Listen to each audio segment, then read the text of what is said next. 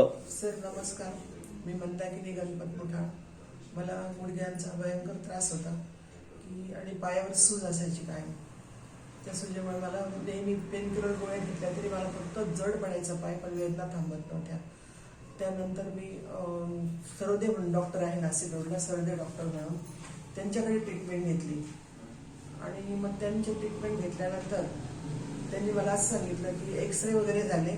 मग त्यांनी मला असं सांगितलं की जसे आपण दाताला कॅप बसवतो त्या पद्धतीने तुमच्या गुडघ्यामध्ये मला एका ठिकाणी कॅप बसवावी लागेल, तुझ्या वेदना कमी होतील. तर मग मी त्यांच्याशी बोलली, सर मी ह्या गोष्टीवर विचार करते आणि विचार करून तुम्हाला मी माझा निर्णय 2 दिवसात कळवते. सर ओके म्हणाले. नंतर मला त्यांनी ट्रीटमेंट दिली आणि त्या ट्रीटमेंटमुळे सुद्धा मला असा एक दिवसही फरक पडला नाही.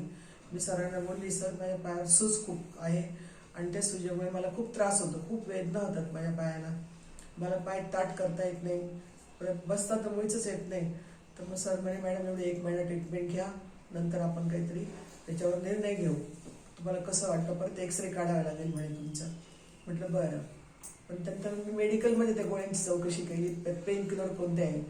त्या पेन किलर गोळ्यांमुळे माझा पाय खूप जड पडायचा, वेदना मात्र थांबायच्या नाही. मग त्यानंतर मी माझ्या मुलाजवळ बोलली की आता इथं काही मला फरक पडत नाहीये, मला खूप त्रास वाढलाय.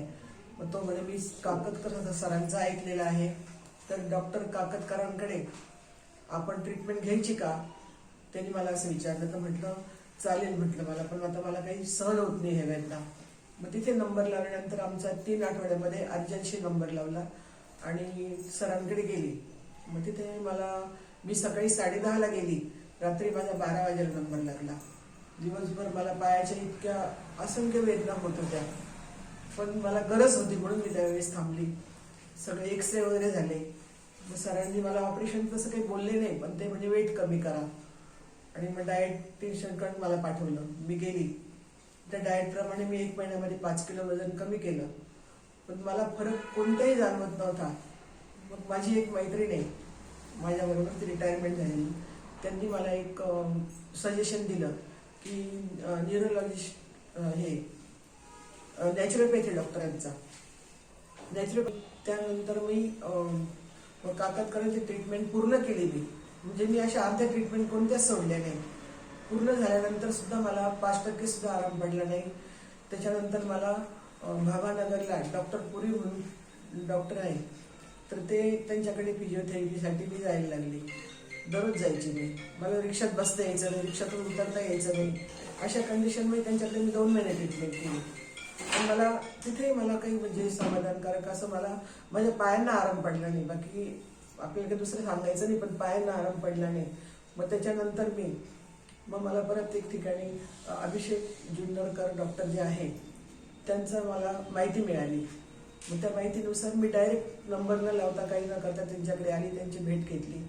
मग त्यांनी मला त्यांची ट्रीटमेंट कशी आहे त्याबद्दल सगळी माहिती दिली आणि तुम्हाला असं 2-3 महिन्याची ट्रीटमेंट तुम्ही कंटिन्यू करा, तुम्हाला एकदम बरं वाटेल. तर मला आता फक्त 12 दिवस झाले ट्रीटमेंट घेऊन त्यांच्याकडे, कारण मला तर बाहेर गावी जायचं असल्यामुळे माझा शेवटचा दिवस ट्रीटमेंटचा. तेवढ्या याच्यामध्ये मला जवळजवळ 45% ते 50% खूप आराम पडलाय.